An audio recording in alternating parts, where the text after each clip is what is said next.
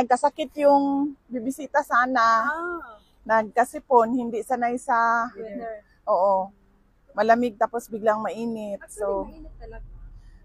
yeah. Sa, So, sa amin. oo. Pero malamig para sa amin tapos oo. biglang mainitan sila. So, nagkasakit yung bibisita sana ngayon. Nagkasipon.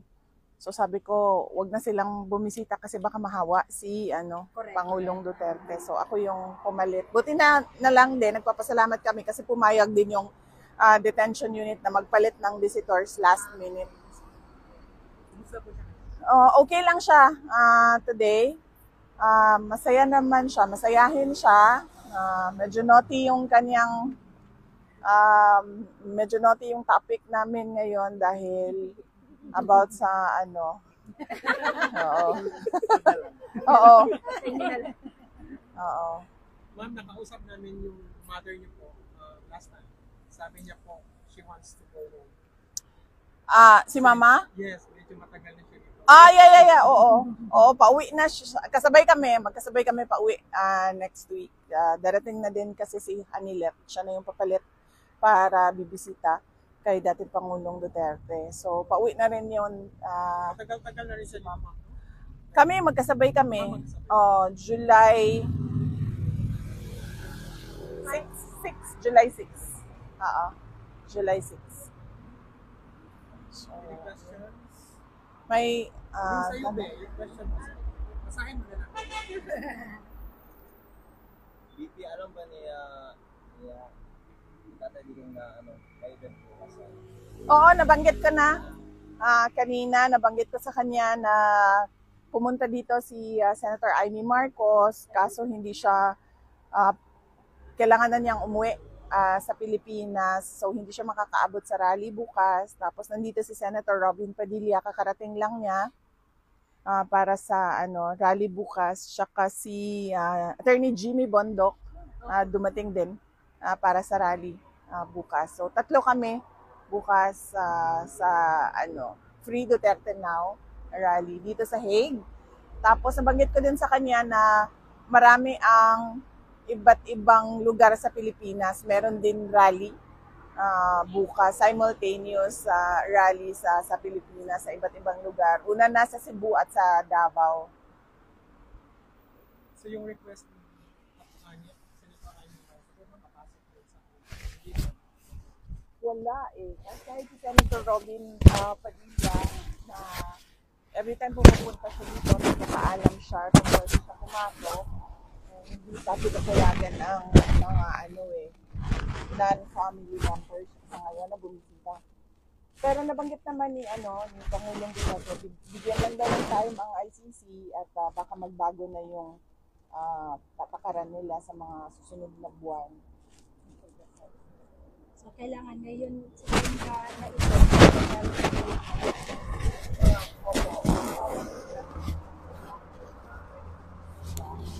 Pero kahit naman bata na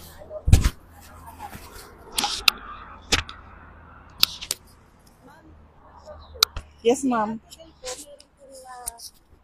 Sinabi si Senator Marcoleta na magpa-file daw po siya ng 2 resolution to declare the detention prosecution of PRRD by the ICC is illegal and unconstitutional at payagan ng pauwiin si PRRD, not house arrest. Well, yes, tama din yun, no? Totoo yan. Yan naman ang sinasabi natin dati. Unang-una, hindi nasunod yung batas na dapat dalhin yung akusado sa local courts bago siya i-turn over sa ICC. At sa atin ding batas, dahil hindi na tayo member at the time na binigay yung diffusion order, ay dapat talaga dinala yung diffusion order sa local courts or Philippine courts. Doon pa lang, unang-una, mali na yon, no? So, minsan nga naiisip ko, how can you right a wrong with a wrong, diba?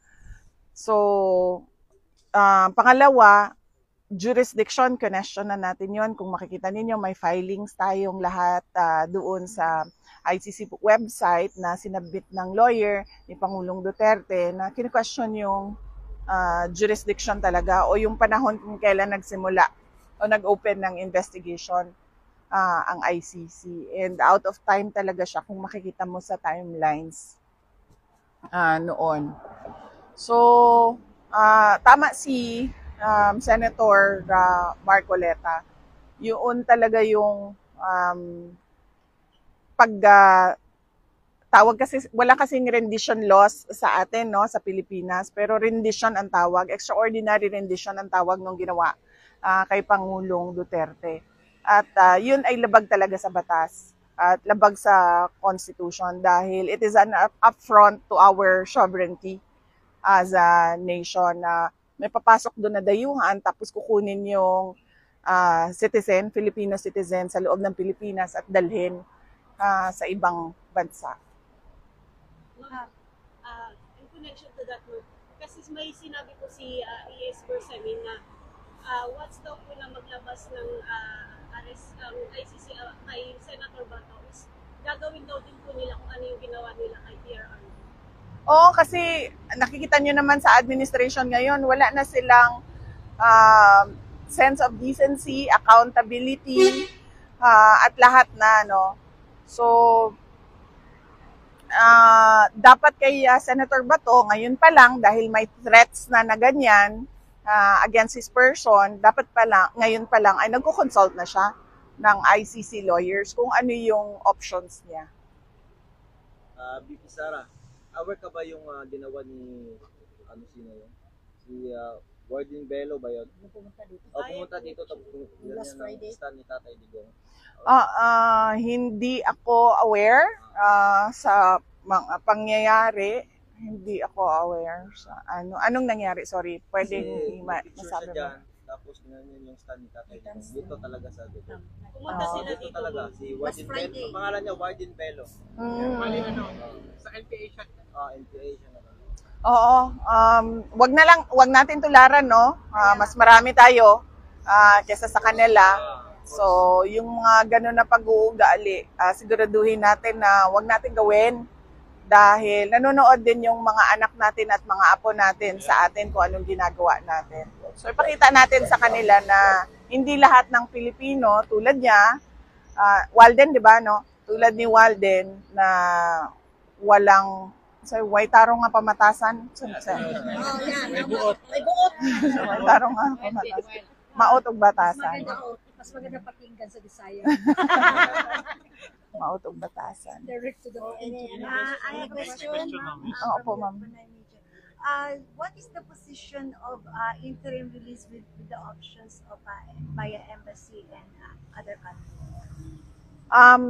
So ang lawyer natin, ma'am, nag-file na siya ng petition for interim release at meron lang mga submissions na nire-require ang mga court sa iba't ibang parties. So hanggang ngayon, nagko-comply pa lahat doon sa mga submissions. Siguro mas maka-explain ang lawyer ni Pangulong Duterte, si Attorney Kaufman, kung ano yung mga ginagawa pa nila ngayon sa filing nila sa interim release. How are you po, ma'am? Like it's not easy to change times from time Yes, to time. yes. Like Opo. so Netherlands can just right? Well, okay naman ako. Nabanggit ko noon, no, nung nandun ako sa Australia, na kargado ako ng vitamins. So, dati hindi ako naniniwala talaga sa vitamins. Pero ngayon, dahil sa paniwala ko na ngayon na makakatulong siya sa pagod, sa fatigue. So, kargado talaga ako ng vitamins ngayon. At so far, hindi naman ako nagkakasakit. At natuto na rin ako mag-switch ng time zone. Anuhin lang yung tulog, ayusin lang kaagad. Yung tulog, wag siya kumbaga i-baby ba, pabayaan yung jet lag mo. So, kailangan mo talaga, may conscious effort ka na baliktarin talaga yung oras ng tulog mo. At Yun nga, naisip ko din, medyo busy din yung pag-uwi ko sa Pilipinas kasi didiretso ako sa Marinduque dahil merong bubuksan doon na 120 days na feeding program. Yung Office of the Vice President, yung Pansarap Project natin ay magbubukas doon sa island dahil marami sa mga kabataan at mga estudyante sa mga island provinces ay malnourished talaga. So, meron kaming bubuksan doon. At ang susunod ay meron kaming mga events sa Davao. Pero natuto na rin talaga ako, sir, kahit noon pa man, nung mayor ako. Nung first term ko as mayor, medyo mahirap dahil neophyte ako at wala din ako masyadong experience pa sa gobyerno, sa trabahong gobyerno. Pero nung 2016, pagbalik ko, na medyo matured na ako and then natuto na rin ako. Ma'am, can I have a question? Yes, ma'am. Ma'am, we switched to another topic. If you Yes, don't ma'am. Opo, ma'am. I'm a struggling student when I was young, and when I saw your project about libreng sakay, Yes, we ma'am. are so happy to see that a lot of people are like the students around the world. I Opo. really appreciate that, and also some people are interested to how can they send help that they can expand your libreng sakay program. Saan po sila pwedeng para maiwasan po natin yung kung sino-sinong magkukuha ng kanilang mga tulong. Proper okay. ipapadala ang kanilang mga tulong. Well, sa ngayon, ma'am, ang process kasi sa gobyerno kapag tumatanggap ka ng donation is merong deed of donation, tapos pipirmahan yun ng both parties, tapos papasok yun sa records ng office. Sa ngayon, ang ginagawa ng karamihan ay dumidiretso sila, per our advice as well, dumidiretso sila sa mga beneficiaries. But so far, ma'am, yung ating libreng sakay, may budget naman yon. Meron na siyang nakaset aside na budget at tutuloy yon yung libreng sakay. At masaya ako na naririnig galing sa iyo na nakaka-benefit talaga siya sa mga working students at sa mga estudyante dahil yun din talaga yung gusto natin, yung maka-save sila ng pera para sa ibang pangangailangan nila tulad ng pagbayad ng kuryente o pagbili ng pagkain o pangbaon nila para may pagkain sila kapag pumapasok sila. Maliit lang yon para sa iba, pero napakalaki yon sa mga taong kulang talaga yung kanilang pang-araw-araw na Because I know, pera. ma'am, how hard to study in college. Yes, ma'am. And that way din, ma'am, napapanigurado natin na kasi nakakasave sila ng pera, likely makakatapos din sila ng pag-aaral nila, matatapos nila yung college nila. Maraming salamat po, ma'am, sa tulong ng libreng sakay ng bicycle. Office of the Bicycle. Yes, ma'am. Thank you. Thank you po. At nagpapasalamat din kami, ma'am, dahil yung mga buses na yan ay hindi naman yan sa amin. Pinahiram yan noong kampanya para merong masakyan yung paraphernalia, yung mga posters, mga tarpaulin, yung mga t-shirts, at yung mga supporters. Tapos, pinahiram nila patuloy din sa Office of the Vice President. Kaya yung naisip namin ay gawin na lang siyang libreng sakay kasi wala namang kaming pangangailangan sa Office of the Vice President ng bus. We heard, ma'am, if that is true, for confirmation that you are willing to expand more buses in different locations in the Philippines. Is that true? Meron kaming binili, ma'am, sa Office of the Vice President na talaga yon, ang bus. Binili namin and then nilagay na rin namin sa mga routes na identified sa ngayon. Maraming salamat. Thank you, ma'am. Thank you po. God bless you po. Good afternoon. Okay lang si PRD. Siya, in good mood siya. Ngayon, nagtanong lang siya kung bakit hindi dumating yung apo niya. Kasi yun yung supposedly dapat magbisita today. At nabanggit ko sa kanya na hindi sanay sa malamig, mainit na weather. Sanay sila sa Pilipinas na weather. So, nag-ubo at sipon yung mga bata. At yun, yung topic ngayon, sabi ko nga kanina, medyo naughty siya. So, hindi siya for public consumption. At, yun lang naman. Tapos yung nabanggit niya yung mga girlfriend niya. Banggit niya yung mga girlfriend niya. So, Kumusta naman po yung kalusugan? okay naman siya kanina. Ano lang yung, messy lang yung kanyang, sabi ko sa kanya, mag-shave. Siya mag-shave. Messy yung kanyang beard, tsaka bigote. Tapos, well, hindi siya makadecide kung mag-go all white daw siya or magpatina pa rin siya. So, hindi daw siya makadecide. Minsan daw pag umaga, nakatingin siya sa salamin. Minsan daw gusto niya puti na lang lahat. Tapos meron naman daw mga araw na gusto niyang magpatina. So, wala siyang desisyon sa kulay ng buhok niya. Pero noong Tuesday, nag-request na siya ng haircut at na-submit na rin namin sa detention unit yung request na for haircut. Wow. At saka yung tungkol sa Last question. sa kumpanya. Yung, Last time yung nag-ano dito. yes ma'am, oo. Last time ako yung naggupit. Kaming dalawa yung naggupit ng kuko niya. Nagtulungan kami sa kuko niya. Nag-request na rin kami noon kanyang manicure at pedicure. Hindi ko lang siya natanong kung nagawa na ba. Pero yung kuko niya kasi, short na talaga yon nung Tuesday. Kasi inayos namin. Yeah, VP, I have a question.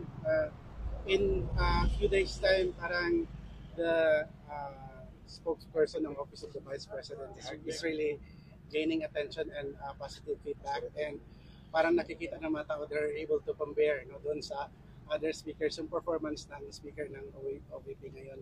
Ano yung feedback mo doon sa performance niya so far? Well, nagpapasalamat ako kay Attorney Ruth Castelo, no? Dahil sa panahon ngayon, madami talagang ayaw tumulong.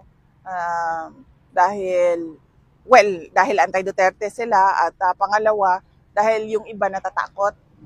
Baka daw sila ay habulin ng administrasyon. Nagpapasalamat kami kay Attorney Ruth Castelo dahil meron siyang interest na tumulong sa Office of the Vice President. At yung desisyon na kumuha ng spokesperson for the Office of the Vice President ay galing din sa mga kasamahan namin sa opisina. Dahil iba kasi yung tao na Vice President, iba din yung opisina na Office of the Vice President. So dapat merong tigapagsalita doon sa mga ginagawa nila doon sa loob ng Office of the Vice President. Vice, may maasahan ba ang taong bayan na makauwi pa si PRD sa lalo na Paano ko ba sagutin yan?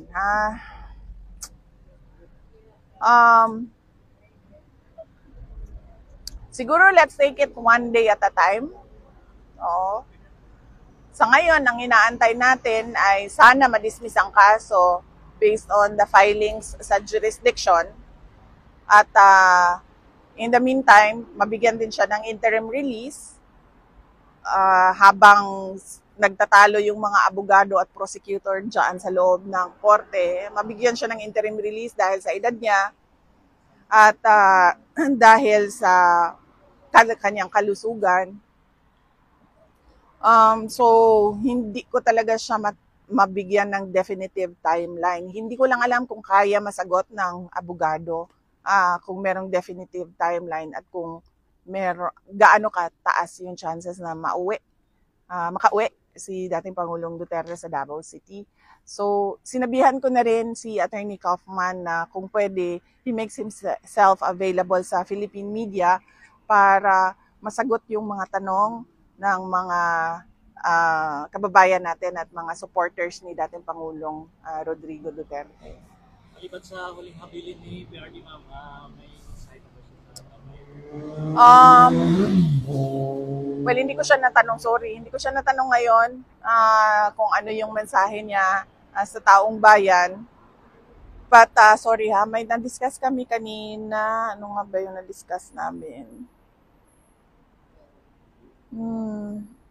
Sorry, nakalimutan ko na. Medyo mahaba kasi yung 1 hour and 30 minutes. Tapos, bawal kasi magdala ng pen and paper doon. So, based on memory lang lahat. Well, yun. try ko i-remember ha, meron kami napag-usapan kanina eh. Ano niya, parang message niya about life. About life. Oh, it's interesting. Very philosophical. Yes. One last question na lang, ma'am. Ay, meron kasi ma'am sa Philippines, sina calamity, especially in Cebu, ma'am, there's really a lot of floods. So, mensahe po, ma'am, sa Philippines. Yes, oo. Napakahalaga, no? July is National Disaster Resilient Month. Napakahalaga na yung mga tao, alam nila kung ano yung mga posibleng kalamidad na sa lugar nila. Tulad ng pagbaha or kung merong malapit na bulkan sa kanila, mga earthquake o pagsabog ng bulkan. At syempre bagyo, merong mga areas na mas madalas ang bagyo sa atin doon sa Pilipinas. Yung mga pagbaha dahil sa pag-overflow ng kanilang mga drainage at kanilang mga sapa. Saan na yung sapa? Ilog. Oo. So, yun, dapat kailangan lahat ng bahay, alam nila kung ano yung mga posibleng kalamidad na kakaharapin nila. Tapos, nakahanda din yun kung ano yung gagawin nila dapat pag dumating na yung sakuna, yung emergency, yung kalamidad. Tapos, kailangan din na napapag-usapan ng mga lahat ng nasa loob ng bahay kung ano ba yung kanya-kanyang role at ano yung kanya-kanyang gagawin. At na mahalaga din na nakahanda yung kanilang emergency kit o yung go bag na tinatawag para pag nandyan na yung emergency, ilain na lang nila yung go bag at masecure sila for about 3 to 5 days, no, gamit yung go bag nila. At yung Office of the Vice President, nandyan pa rin yung Disaster Operations Center namin. Ito yung in-institutionalize namin, no, sa loob ng OVP. Isa na talaga siyang center kung saan meron talagang mga tao na nakatutok sa mga emergencies and calamities, na nakadevolve din yung iba doon sa mga satellite offices namin sa iba't ibang probinsya para mas mabilis yung galaw nila. Yun nga lang, limited kami sa budget namin, sa pamimigay namin ng disaster kits, no, at tulong. Kaya yung mga iba, meron tayong mga kababayan na gusto tumulong din. Sinasabihan namin sila na kung pwede, idiretso na lang nila doon sa local government unit at sa local disaster council kung saan sila gustong tumulong. So, disaster prone talaga ang Pilipinas. Kaya dapat din talaga malaki yung budget natin sa disaster risk reduction and mitigation, preparedness, and response. At least ma'am, alam niyo ma'am, kasi the other, hindi daw niya I'm alam. talking about well, I do not know. Kasi suppose...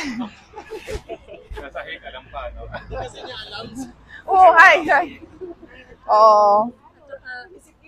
BP, totoo ba yung sabi nila na ngayon sa Philippines yung deposit mo na meron ng 20% tax? Totoo ba yun? Bill pa ba siya o batas na? Batas na siya, ma'am. Batas na siya. So, kung ano niyo po, kung... Ano yun siya? Yung capital, yung interest lang ang pagkukunan ng interest lang? Opo. Okay, imagine. So, wala ka ng interest, bale? Ubus na. Ubus na. Ubus na sa tax. Last question from Europe Pinoy. Ano na pala? Ma'am, yes, ma'am. Last question from Europe Pinoy. It's up to you to answer the question. Opo, ma'am. If it's okay. I don't know if you have seen the presented document for September for the defense. If so, is it possible to share what is your opinion on the presented documents, the position of our defense? Yung sa confirmation, ma'am, of charges, no, sa September sa ICC, wala po akong ma'am, access sa documents ng lawyers. As sinabi ko po kanina, sinabihan po namin si Attorney Kaufman to make himself available sa Philippine media. In fact, not just sa Philippine media, sa lahat ng media outlets interested na magtanong tungkol sa kaso ni dating Pangulong Duterte. Thank you very much. Ma'am, bukas may ano po? Yes, opo. Unang-una, iniimbitahan ko lahat ng ating mga kababayan dito sa Hague at sa mga karatig lugar ng Hague sa the Netherlands na meron po tayong pagtitipon-tipon bukas. Ito po yung Free Duterte Now rally natin kung saan ipresenta natin ulit ito pala, naalala ko na. Naalala ko na kung ano sinabi niya. So binanggit ko yung rally bukas. Tapos sabi niya, madami bang pumupunta? Sabi ko, kahit walang pumunta, ay magra-rally pa rin kami. Kahit walang makikinig sa amin, magsasalita pa rin kami. Wala kaming pakialam kung may tao or walang tao na darating, magsasalita pa rin kami sa ginawa ng BBM administration at ng ICC at kung ano yung ginagawa sa kasos niya at sa kanya. At ang sabi niya, well, that is, hindi thoughtful ang term na ginamit niya kanina eh. Pero ang message is, well, that is thoughtful. Yun yung, pero hindi thoughtful ang ginamit niya na term kanina. Kalimutan ko lang ngayon. So yun. Sir. Next week, VP, may bisita pa rin kayo? Next week? Opo, meron akong Monday, Tuesday, Wednesday. Monday, Tuesday ako, and then Wednesday si Hanilet na. Ma'am, may nagpapatanong mo dito. Ano daw po ang reaction nyo na naging third nominee po ng Tingog Party List, yung asawa po ni Romualdez. Tatlo na po sila sa Congress. Anak niya, asawa, tapos si Romualdez. That is a question best answered by other party lists, no? Dahil sila yung merong interest sa ganyan, dahil sila yung merong mga nominees, 1, 2, 3 nominees, no? So, merong iba dyan ng mga party lists na maybe inalaw or hindi inalaw ang kanilang mga nominees. Kaya sila yung mas karapat dapat na mag-question about sa pag-appoint ng isang member ng party list to the seat. Ma'am, how do you assess PRD? I mean, few days bago aalis na naman kayo, how do you assess him? Okay naman siya. Paniwala ko kung pwede lang siya umattend bukas, atin yun bukas. Yeah, okay lang siya. Nakakain na siya? Hindi ko siya tinanong pero tinanong ko yung guard na kasama ko kanina na nag-escort sa akin palabas. Tinanong ko siya actually yan na lang yung tanong ko sa kanila lagi pag lumalabas ako, pwede bang magdala ng pagkain para sa kanya? Kasi alam ko, sigurado ako, hindi lang niya binabanggit, namimiss talaga yung kanang munggus ba? Munggus, inununan, ana. At nagsabi na naman ulit na hindi daw pwede. Pero sige lang, tulad ng paggagawa ng rally kahit walang tao, hindi rin ako mapapagod na makiusap kung pwede ba magdala ng pagkain. Baka dumating ang isang araw na magsabi na sila na, oo, sige, magdala na ng pagkain. Kung pwede magkami dito na kami titira dito. Salamat sa tulong ninyo, sa dasal ninyo, sa suporta ninyo. Meron dito mga hindi tiga Netherlands, hindi tiga Hague, pero pumunta kayo dito, gumastos kayo ng pera para magpakita ng suporta kay dating Pangulong Duterte. Sabi ko nga, at yun din ang sabi ni Senator Amy, di ba? Pareho kami nang sinasabi. Hindi ito about the person This is not about President Rodrigo Roa Duterte. This is about a Filipino that was illegally taken from his country and brought to another country to be for detention, to be in prison. Ma'am, one last question na lang, ma'am. Natanong niyo ba kay Attorney Nicholas Koopman yung picture? Still remember niyo? Oo, nagsabi siya bawal daw sa mga lawyers na mag-release o kumuha man lang ng picture ng kanilang clients at pag ginawa niya daw yon ay baka tanggalin siya as lawyer. Ma'am Sarah, this is a question as a fellow human being. Where do you get your strength to keep going every single day with all these issues and all these problems? What keeps you going as a person? That is one matter as well that we discussed earlier with PRD, but not about the strength to go on. It was about life and death. And then I told him, because he was giving somehow last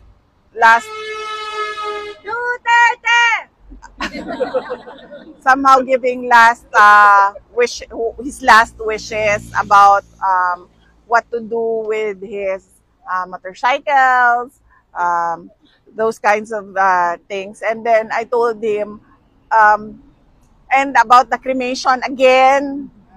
So I told him that it is not a problem with me because life and death is a matter of fact with me. Like say for example, nandiyan ka sa loob ng kulungan, that's a fact. So hindi ka na dapat, alam mo yun, do not wallow in pity, do not go on self-pity and depression and sadness. It's a matter of fact that I am here. So what am I gonna do here when I am inside? Maybe write a book, maybe exercise every day so that we get the figure that we want. Diba? And then, diba? And then siguro maybe if it's allowed, then get another degree, another master's degree. So it's life and death is a matter of fact to me. So if I'm tired, I need to rest. If I'm hungry, I need to eat. It's like that with me. So yes. So I don't look at it as challenges or problems. I look at it as a way to create solutions. It's inspirational. Oo. Yes, ma'am. On a lighter note, ma'am. Yes. Nasyak ba kayo na narinig niyo yung bangat-bangat sa ilalim ng tulay kahapon? Ikaw ba yun? Yeah! Ba yun? Dumungaw. Buti kami. Para bang nalagbilip kayo? Natuto ba yun? Grabe yung mga lokal na nakaupo doon sa likod namin. May cafe doon sa unahan. Nakatingin talaga sila sa akin. Kasi nakita ko, hi, from the Philippines. Gumaganyan kayo doon sa mga tao. Hi. Tapos sabi ko, ha, may Pilipino. Tapos dumungaw ako. Yung mga bot kasi, babay. So, hi, we are from Philippines! Ayun. Madam, tungkol po doon sa huling statement ni BBM na open daw po ang palasyo para sa inyo at parang gusto niya pang ipaliwanag na kung gusto niyo umani pa sumama sa kabinete niya. No comment. No comment. Okay lang po. Salamat po. Ikaw lang daw yung may formula para bumaba yung bigas. So kung meron na daw formula, welcome daw. Oh, hindi naman ako ang nag-promise nun eh. Ay, hindi ako nag-promise nung 20 na bigas. Well, yes. Do we have first-timers? First time.